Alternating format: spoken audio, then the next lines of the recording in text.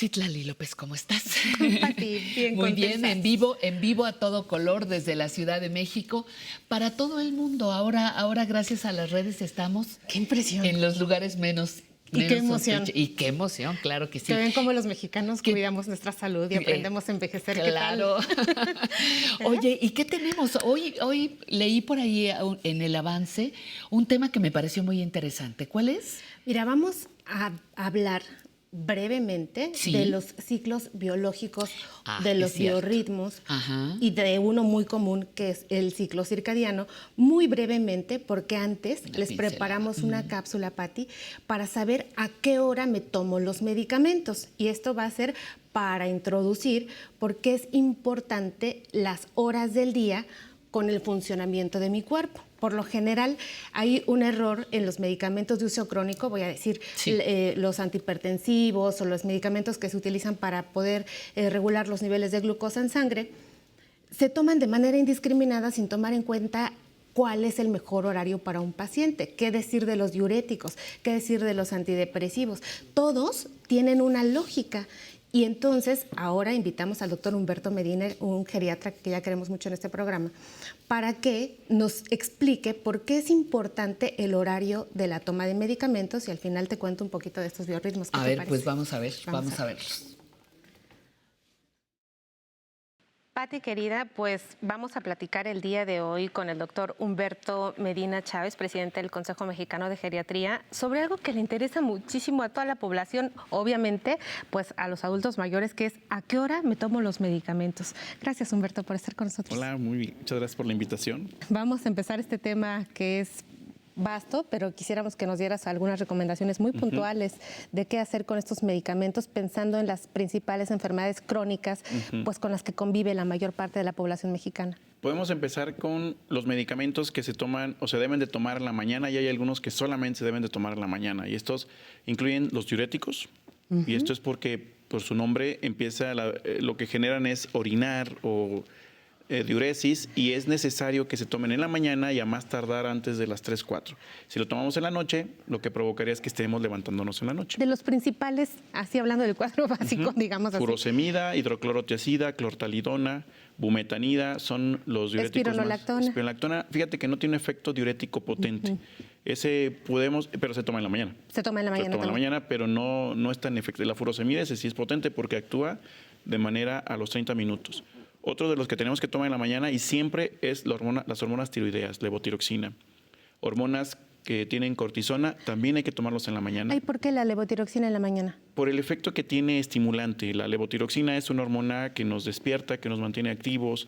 Las personas que lo toman es por hipotiroidismo, y cuando están enfermas pues tienen una actividad baja, un pensamiento lento, un intestino lento. En general todo el metabolismo se vuelve lento. Si la diéramos en la noche, pues generaríamos un poco más de estimulación de todo y pues no podríamos dormir. Los esteroides, fíjate que esto es importante porque luego se recetan con frecuencia en la noche o en la tarde, pero pueden generar insomnio. Pero hay un problema que no se presenta común, afortunadamente, pero generan psicosis nocturna, alucinaciones, visiones, y es por eso que la cortisona no se utiliza en la noche. Estamos hablando de prednisona, Prednisona, dexametasona. metilprednisolona, dexametasona, Las que terminan en hidrocortisona, zona. todos estos, sí. Muy bien, Humberto. También muchos antihipertensivos, más no todos, se deben de tomar en la mañana, preferentemente en la mañana, que es cuando más actividad tenemos, que es cuando nuestra presión arterial tiende a subir o tiene picos. Recordemos que la presión no es fija, la presión arterial tiene constantes y arribas y abajo, entonces es importante que se tome en la mañana. Y es que también algunos de los antihipertensivos pueden generar pesadillas, por ejemplo el metoprolol o el propanolol, por eso siempre hay que darlos en la mañana. A veces es necesario darlo en la noche, pero dosis menores para que ayuden a controlar la frecuencia del corazón. Otros medicamentos... Las estatinas. Las estatinas, esas las podemos recomendar en la noche. Esas, por ejemplo, las recomendaciones es que se las tomen de noche. Pravastatina, atorvastatina, rosuvastatina y las que terminan en statina. Estatina, la Por la noche simvastatina, podría ser. de preferencia en la noche. Y esto es porque el efecto secundario que se puede presentar, y esto es, ojo, fíjense, porque muchas veces piensan que es envejecimiento o piensan que es ejercicio, dolor en los cuadrantes, en los músculos del muslo, o en general a veces en todo el cuerpo, que limita la movilidad. Entonces, si es necesario, platíquenlo con el médico para reducir dosis o espaciarlas. y esa se toma en la noche para evitar esos efectos secundarios. Medicamentos que se toman de noche también, los medicamentos para la próstata. Se recomiendan más en la noche, aunque también se pueden dar cuando se toman dos, porque hay gente que requiere dos, uno en la mañana y otro en la noche. Importante que no hay problema muchas veces que se tomen 2, 3 o 4 pastillas juntas, siempre y cuando no haya interacción entre ellas. Porque he tocado con pacientes que toman cada 30 minutos y se esperan 30 minutos, otra pastilla. 30 minutos, otra pastilla. Viven para las pastillas. Entonces es importante tomarse el medicamento, pero que también tengan vida. Y entonces que se puedan tomar las pastillas juntas, muchas de ellas se pueden conversar con los médicos. Antidepresivos. Los antidepresivos, fíjate que aquí hay de dos tipos. Los que tienen un efecto sedante, principalmente los antidepresivos antiguos, que ya casi los recomendamos en las personas mayores, personas jóvenes se pueden utilizar, como los tricíclicos, imipramina, amitriptilina, de preferencia y siempre en la noche, en el adulto mayor. Pero en cambio, algunos que son más estimulantes, como los inhibidores de recaptura de serotonina, como puede ser sertralina, escitalopram con ES, fluoxetina y venlafaxina, de preferencia en la mañana. Pero hay algunos del mismo grupo, como el citalopram, diferente al escitalopram, ese se recomienda más en la noche por un efecto sedante, al igual que la paroxetina, con dosis ajustadas a la persona mayor, no dosis altas, entre dosis menores. ¿Medicamentos para el dolor? Ese también es variable dependiendo del tipo de dolor. Hay muchas personas que les duele más de noche porque la columna puede haber alteraciones y les ayuda mejor tomarlo en la noche para que tengan un descanso. Pero hay otros que al contrario, con la actividad física, como el movimiento, el caminar, duelen rodillas, duelen caderas, y este es por el peso que se genera entre pues todo tu cuerpo con tus huesitos, y eso entonces se recomiendan más en el día y descansan cuando están en reposo. Entonces ahí ya evitamos una dosis nocturna, porque a veces te dicen, tómatelo cada 8 horas. Si son analgésicos, se toman cuanto duele. Entonces, en la mañana y en la comida. Y hay algunos analgésicos que tienen efecto sedante.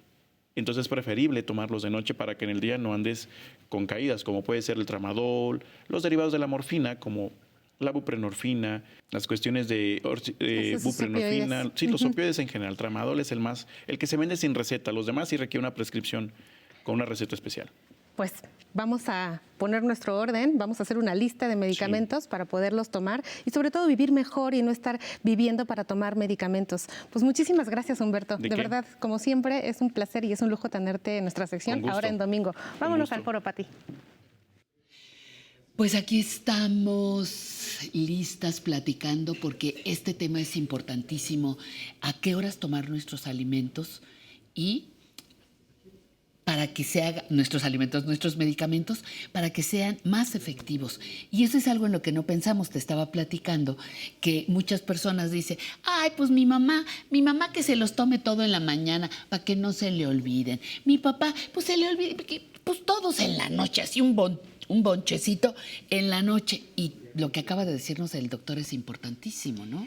No se puede ver así. No se puede ver así y sobre todo, pues aquí que queremos conservar esta línea de salud, Pati, lo que decíamos que es importantísimo que nosotros empecemos a obedecer nuestro ritmo biológico con ese ciclo de sol, de oscuridad, y también saber que en esos propios biorritmos, o sea, en toda esa distribución de los días, ahora para nosotros es una nueva línea de investigación, pero no para los chinos desde hace muchísimos años. No, ellos ya tienen sus... Que ellos sabían perfectamente cuál era el horario en el que empezaba a activarse tu intestino.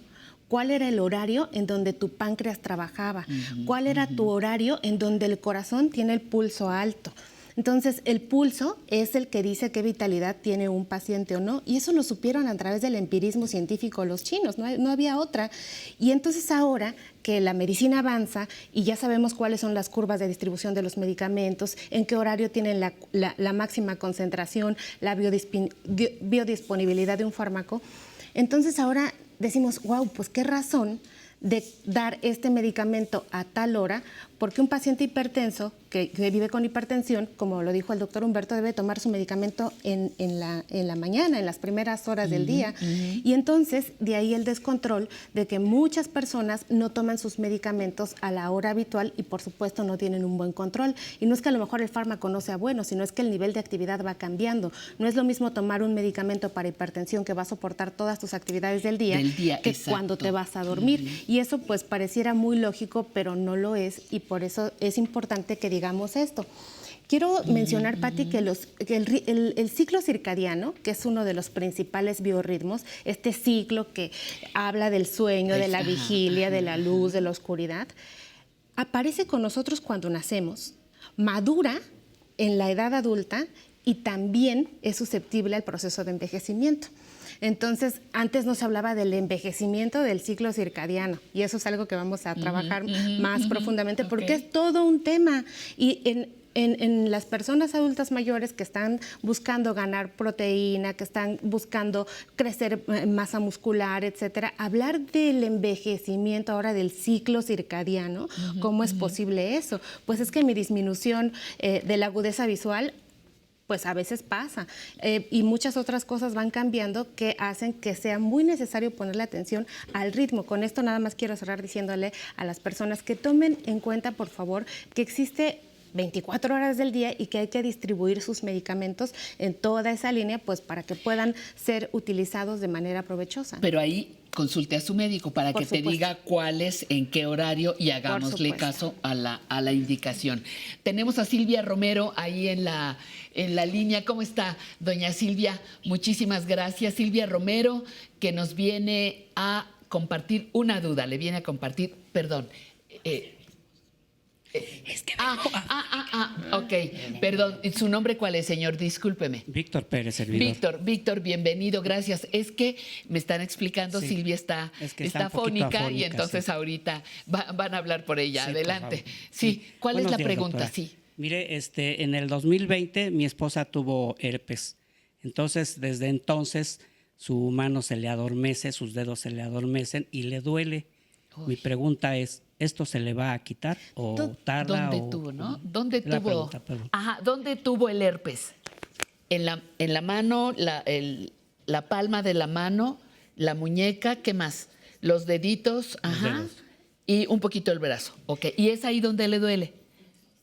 Muy Le bien. duele y se le adormecen Doctora, los dedos. ajá, doctora. Y la pregunta es, perdón, si esto se le va a quitar y va a tardar. Sí se le va a quitar, pero tiene que hacer algo para que se le quite. Eso sí es importantísimo. La principal consecuencia del herpes es una cosa que se llama neuralgia postherpética, un dolor del nervio, porque el herpes es un virus que le gusta atacar al nervio.